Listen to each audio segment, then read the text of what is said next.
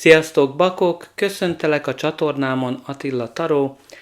Ez itt az októberi szerelem és kapcsolati előrejelzés, de mint mindig ez egy általános kirakás, így igazán figyelj oda azokra az üzenetekre, amik relevánsak a számodra, és engedd el a többit, de lássunk is hozzá az orákulum kártyával. Az első lap, aminek üzenete van a számodra, az az 1-es, ami a yang energia. Tehát ez alapvetően a férfi energiát testesíti meg, amikor igazán itt az ideje annak, hogy valamit megtegyél.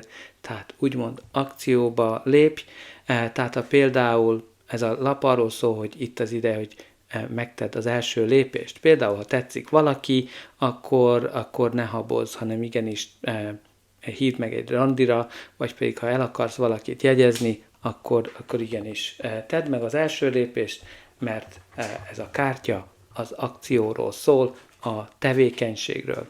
De nézzük meg, hogy miről szól a taró. A kirakásod középpontjában a kelyhek 7-es van, ami a lehetőségek és a választásoknak alapja, tehát jelzi azt, hogy lehet, hogy többféle lehetőség közül kell válaszolnod, lehet többféle személy van, akikkel kapcsolatban vagy, lehet, hogy többféle út van, hogy egyedül légy, vagy kapcsolatban. Ami fontos itt, hogy el kell döntened azt, hogy melyiket akarod. De az a probléma, hogy nehezedre esik a döntés, mert egyszerűen nem tudod, hogy hová vezet, mi lesz belőlük, úgymond. Tehát próbálj arra fókuszálni, hogy mi a te hosszú távú célod, mi az, amit szeretnél elérni a kapcsolatok területén. Ha például csak kalandokat, akkor válaszd a kalandort. Ha igazán meg akarsz házasodni, akkor válaszd azt, aki komolyabb. Tehát ezek csak példák arra, hogy hogyan használhatod az energiát, amit a kelyhek 7-es hoz.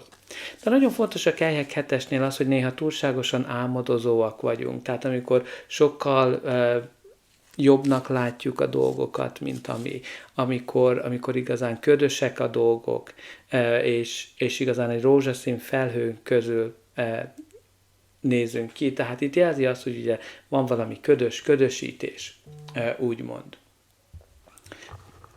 Az első lapja a kirakásodnak az a botok királya. A botok királya, ez egy udvari kártya, így lehet a te energiád egy másik személyé, vagy a kártya általános energiája. Tehát ez a király a csábító király, a szexi király, aki mindenkit megkap magának, nagyon karizmatikus, nagyon csábító, és szereti az újdonságokat, a kalandokat, és nem szereti, hogyha be akarják kötni a fejét, úgymond.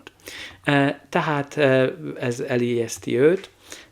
Tehát itt alapjában jöve lehet egy ilyen személy, vagy ez a te energiád, de ami fontos nekem itt ennél a királynál, az, hogy az akció, mert ugye az első lap az a yang energia volt, ami arról szólt, hogy ideje lépned, és hát a botok királya az nem habozik, nem ül a fenekén, hanem igenis tesz azért, amit szeretne, amit el akar érni. Tehát itt ez egy felhívás neked arra, hogy ha valamit el akarsz érni az életedbe, akkor igenis tenni kell érte, lépni kell. A következő lap az a napkártyája, ami a legpozitívabb lap, tehát itt fény derül valamire, valami kiderül, de alapjába véve jelzi azt a zöld utat, ami igazán arról szól, hogy itt az ideje, hogy lépj. De alapjába véve ez a kártya arról szól, hogy minden jól fog alakulni, az a boldogság, a szerencse és a pozitivitásnak a szimbóluma. Tehát ilyen szempontból vedd úgy, hogy ami körülötte van lapok, vagy akár az egész kirakásra sokkal pozitívabb hatással van, tehát próbálj a pozitívabb dolgokra fókuszálni azok közül, amiket elmondok. Tehát itt ugye, hogyha ködösítésről van szó, akkor a nap az fényderít rá. Tehát az igazság úgymond kiderül ilyen szempontból, vagy kiderülnek a dolgok. Aztán a következő lap az a kardok 7-es, ami hát ugye mindig érdekes, mert a csalás, félrelépés, félrevezetésnek alapja, tehát jelenteti azt, hogy egy olyan személlyel van dolgod, vagy a te energiád, aki szeret félrelépni, hazudozni, félrevezetni, ködösíteni, úgymond. Tehát próbáljunk a pozitívra fókuszálni ezzel a nappal, mert ugye alapjában véve a kardok 7-es az pozitív lap, mert az aranylapok azok mind pozitívak. És hát ugye itt az a fontos, hogy igen, ellopja a kardokat, de azért lopja el, mert nem akar harcolni, háborúzni, hanem le akar ülni, és meg akarja beszélni a dolgokat, diplomatikus úton próbálja megközelíteni a helyzetet. Tehát itt jelezheti azt, hogy a diplomácia nagyon fontos lehet, hogy valami új stratégiát kell alkalmaznod, az a szerelem, vagy a kapcsolatok területén, vagy hogyan ismerkedsz az emberekkel. Tehát van valami újfajta stratégia, ami fontos lehet a számodra. A következő kártya a kirakásodban az ördög, ami alapjába véve a bak energiáját hozza, tehát jelzi azt, hogy a bakok energiája ebben a kártya kirakásban benne van, jelzi azt, hogy bármivel meg tudsz küzdeni ebben az időszakban, de hát az ördög az alapjába véve arról szól, hogy van valami egyensúlytalanság. Tehát próbál valamilyen egyensúlytalanságra felhívni az életedbe a figyelmet.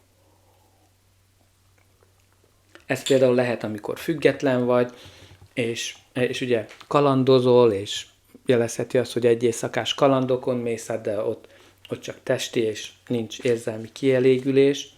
Jelezhet egy olyan kapcsolatot, ami mérgező, ahol valaki állandóan ködösít, félrevezet, jelezhet függőséget, érzelmi, fizikai, vagy akár bármilyen függőséget, akár ugye alkohol, cigaretta, bármi, amitől függhet az ember.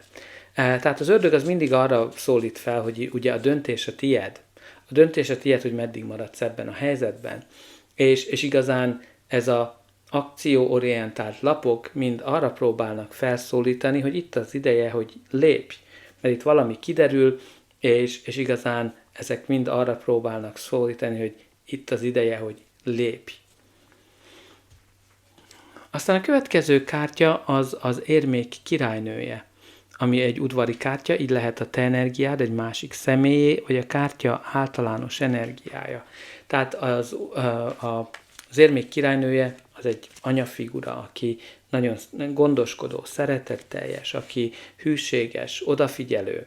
Tehát ilyen szempontból ugye lehet, hogy itt két személy között van kapcsolat, aki az egyik nagyon hűséges, a másik pedig kalandor.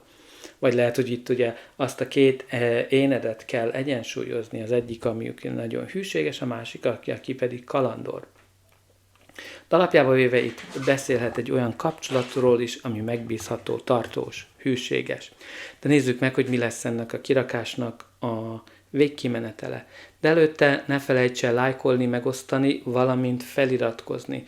Azzal mindenképpen jelzed, hogy ez a kirakás segített, és te is segítesz nekem abban, hogy növeljem a csatornát, hogy minél több emberhez eljusson az üzenet, különösen azokhoz, akiknek szüksége van rá. Neked ez csak egy gombnyomásba kerül. Remélem, hogy már meg is nyomtad mind a like és a feliratkozás gombokat, és persze ne feledkezz el a kommentekről se. Nagyon érdekel, hogy hogyan rezonál ez a kirakás a te életre vonatkozólag, valamint írj be pozitív megerősítéseket. Például azt, hogy teszek az álmaim megvalósítása érdekében, valamint boldogságot, megvilágosodást vonzok az életembe. A következő kártya a kirakásodban az a kardok 4-es, ami a gyógyulás, felépülésnek alapja. Tehát ilyen szempontból, hogyha az ördög valamilyen függőséget jelent, jelzi azt, hogy ebből sikerül kigyógyulni, sikerül felgyógyulni. De alapjába véve a kardok 3-as után jön, ami valamilyen szívfájdalmat jelent, amikor valamilyen csalódás ért minket, és ebből végre sikerül túltenni magunkat, amikor a kardok 4-es megjelenik, jelenthet szünetet is, amikor szüneteltetjük egy kapcsolatot, vagy szüneteltetjük a randizás folyamatát. Alapjában véve itt valamilyen lassú folyamatról is szól a dolog, amikor úgy érzed, hogy nem sok minden halad előre, vagy nem sok minden történik, de a háttérben az univerzum energiája működik, és az a kéz a háttérbe jelzi azt, hogy valamilyen áldás van, ami bejön az életedbe. A következő kártya az a botok 9-es. A botok 9-es, ami a megfáradt katonának a szimbóluma, aki megsebzett katona, aki sok mindenen esett át, sok háborún, sok problémán, csalódáson, és igazán kész arra, hogy feladja a harcolást. Tehát itt lehet, hogy a harcolást fel kell adni, és diplomatikusan kell megoldani a helyzetet, de alapjába véve a botok 9-es az mindig arra szólít fel, hogy nem szabad feladni, hanem igenis harcolni kell, igenis folytatni kell a küzdelmet, mert már nagyon közel vagy ahhoz, hogy elérd a céljaidat. A boldogságot, az, hogy ne légy függő, bármi. Aztán az utolsó lap, az az érmék 10-es, ami egy csodálatos lap, ami jelzi azt, hogy megkapsz mindent, amit szeretnél, vagy annál sokkal, de sokkal jobbat. Egy nagyon stabil energiát hoz, egy stabil kapcsolatot, azonos értéken alapuló kapcsolatot hoz az életünkbe, a családalapítást, gyerekek vállalását is jelképezi, szimbóluma, úgymond. Aztán a pakli alján pedig a szerencsekerék van. A szerencsekerék, ami jelzi azt, hogy változnak a dolgok, változás van folyamatban, de nem csak akármilyen változás, hanem szerencsés. A szerencse melléd áll, és igazán nagyon jól fognak alakulni a dolgok. Ha szakításon mentél át, vagy pedig bármilyen nehéz helyzeten valami véget ért, akkor igazán az azért történt, mert valami jobb az, ami bejön helyette, tehát a szerencsekerék mindig valami jobb dolgot hoz az életünkbe. Aztán a szerencsekerék az ugye az, amikor minden összejön, isteni időzítés szerint. Jó helyen vagyunk, a jó időben, és a megfelelő emberekkel találkozunk, tehát amikor hirtelen minden összejön, különösen azzal a nappal, mindenre fény derül, minden jól fog alakulni. Aztán a cigány kártyából pedig ugyancsak a szerencse jött ki. Tehát a szerencse mindenképpen melléd áll, a szerencse, a Isten asszony, a fortuna az veled van, tehát valami szerencsésen fog alakulni. Hát igazán ennyi van számotokra, remélem, hogy ez a kirakás segített, és újra üdvözölhetlek.